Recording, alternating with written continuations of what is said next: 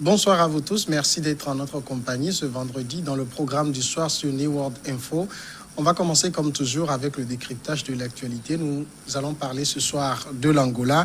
L'Angola où le procureur n'exclut pas un mandat d'arrêt contre Isabel dos Santos, la fille de l'ancien président José Eduardo dos Santos. Nous en parlons tout de suite. C'est avec Mamadou Diouf, notre éditorialiste.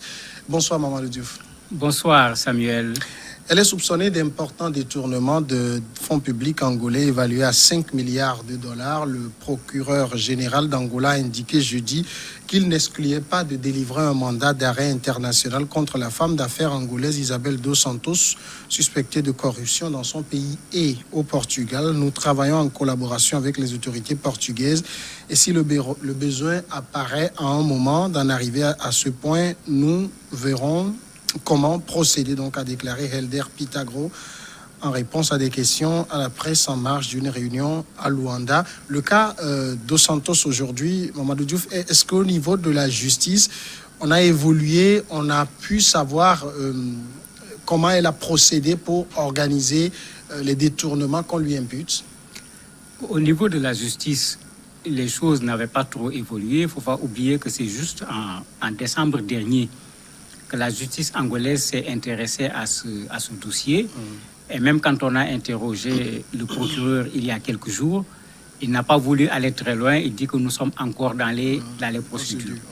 Mais il y a une autre procédure avec ce qu'on appelle les Angola Leaks, où il y a un consortium de journalistes internationaux d'investigation qui ont fait un travail extraordinaire qui a facilité la tâche au procureur. Puisqu'au départ, en Angola, on avait gelé ses comptes bancaires, on avait gelé certains de ses actifs. En collaboration avec le Portugal, la même chose avait été faite. Mais quand les Angola Leaks sont sortis, les gens ont pu avoir à peu près quelque chose comme 700 000 documents qui ont été bien sûr piratés. Mais ces documents ont permis à ces journalistes, après avoir trié tous ces documents, de voir que la dame est présente dans 400 entreprises dans 41 pays. Vous imaginez l'empire que cela représente sur le plan économique. Et on n'est pas surpris parce qu'on disait tout le temps que c'est la femme la plus riche du continent africain. On se demandait c'était quoi cette richesse. Mais on a pu voir un peu quelle est l'ampleur du patrimoine de cette dame. Et ne pensez pas aux pays africains seulement, elle est dans des entreprises également dans les pays européens. Elle a été la patronne de la Sonangol au niveau de l'Angola, un poste qui est très juteux. Donc, elle a peut-être les moyens de s'offrir tous ces investissements. Ah mais non, elle était le président du conseil d'administration. Elle avait un salaire juteux, c'est vrai, mais pendant la période qu'elle a passée là-bas à partir de 2016, puisqu'elle y est allée en 2016, là-bas même le problème est lié à son successeur. Quand son successeur est arrivé, il a vu tous les trous qui existaient pour ne pas que demain, on lui demande d'assumer une gestion qui s'est passée avant lui. Il a été le premier à demander à ce qu'on audite la boîte pour ne pas avoir de problème. Et en ce moment, les gens avaient constaté à peu près 2,1 milliards de dollars qui sont partis sans qu'on ne puisse expliquer comment.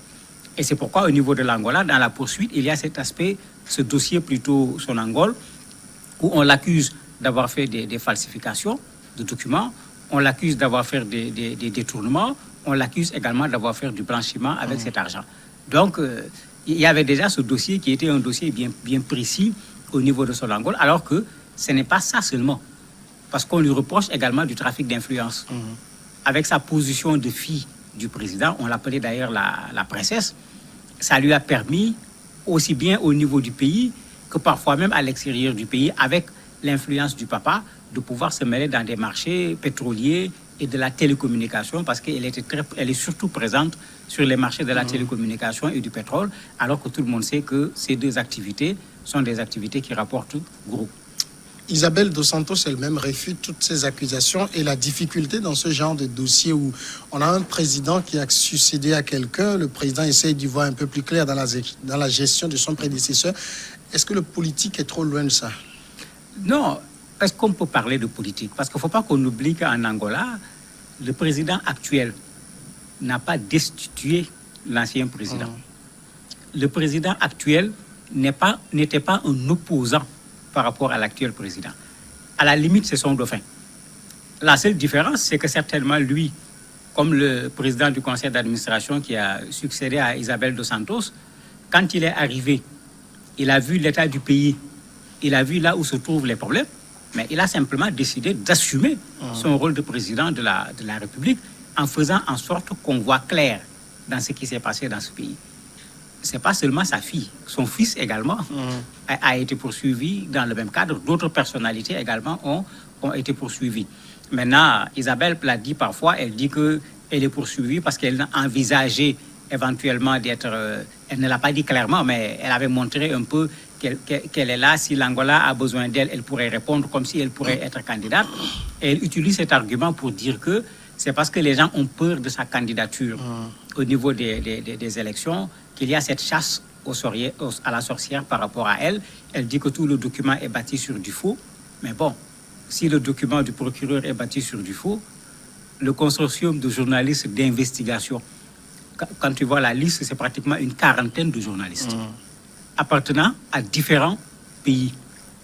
Quel est l'enjeu politique chez ces journalistes-là, alors que c'est eux qui ont montré les 400 entreprises où elle est actionnaire ou bien même propriétaire au niveau de 41 pays. Donc, comme d'habitude, en Afrique, c'est difficile aujourd'hui de juger quelqu'un, qu'il soit du pouvoir ou qu'il soit de l'opposition. Dès que quelqu'un a fait un détournement ou un délit quelconque, on va toujours puiser dans le terreau politique pour dire qu'on me poursuit pour des raisons politiques. Mais bon, finalement, on ne poursuivra plus personne dans ces conditions-là.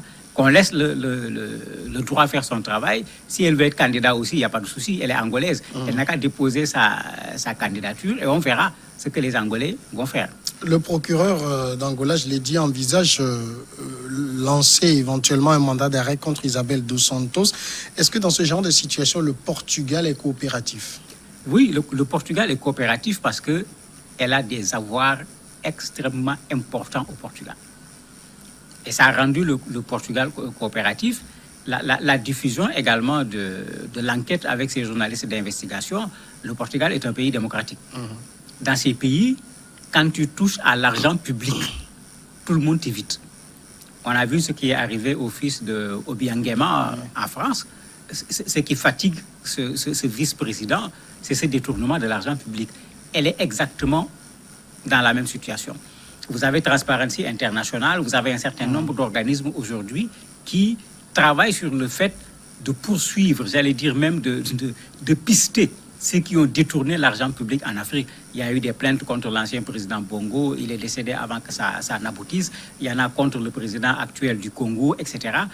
Donc, difficilement aujourd'hui, quelqu'un qui détourne l'argent public va pouvoir le planquer dans les banques européennes comme ça se faisait auparavant, puisqu'il y a des gens qui sont là en train de fuiter partout pour dire voilà là où on a caché l'argent. Cela fait que le Portugal est à la limite obligé, face à son opinion publique d'abord, face à l'opinion publique européenne, ensuite de collaborer. Et c'est pourquoi le procureur le dit clairement. Il dit qu'en collaboration avec les autorités du Portugal, ils envisagent même un mandat d'arrêt international, parce qu'elle a été convoquée plusieurs fois pour venir au Portugal, en Angola plutôt, pour répondre.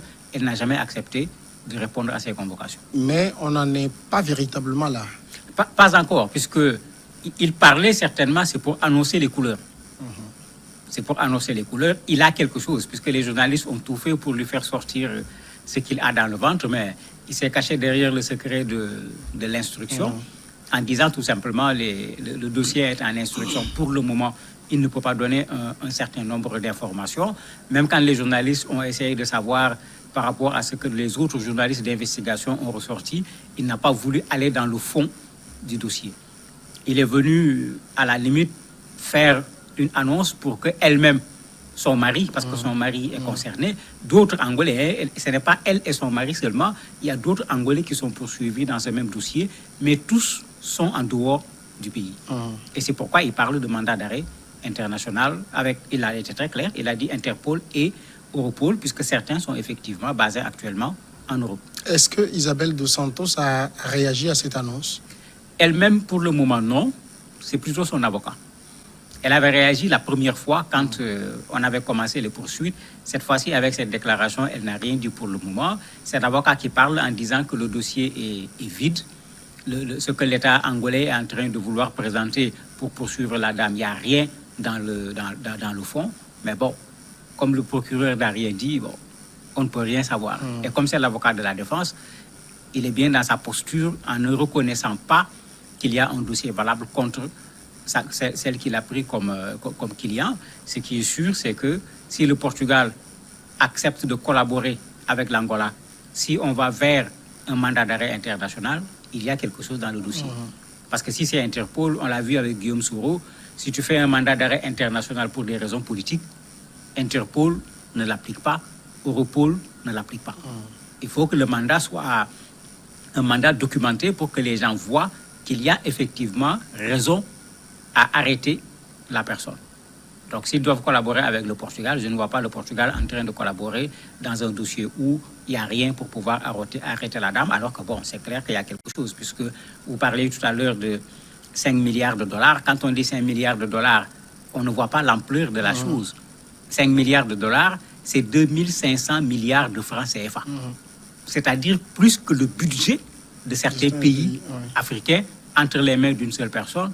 Ben, moi, je veux bien. Il suffit juste que la personne puisse prouver comment elle a pu gagner cet argent. Alors, 5 milliards de dollars pour Isabel Dos Santos. Il y a beaucoup d'autres personnes, comme on l'évoquait également, qui ont fait également du détournement.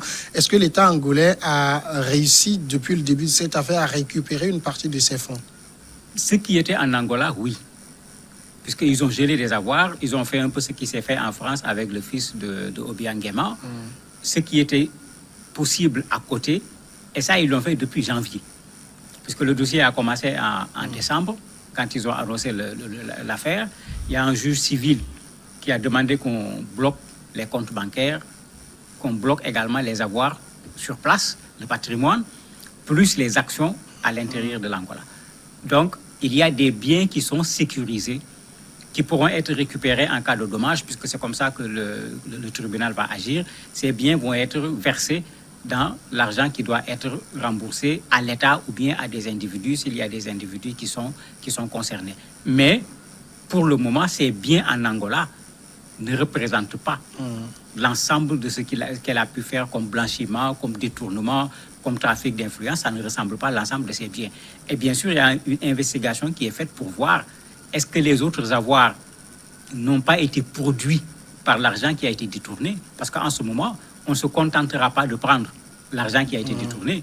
On prendra également ce que l'argent qui a été détourné a produit, en considérant que c'est des bénéfices qu'on doit à l'argent qui a été détourné. Mamadou Diouf, merci d'avoir répondu à nos questions. C'est moi qui vous remercie. Voilà qui nous mène à la pause. Nous revenons après pour l'invité sport de ce vendredi.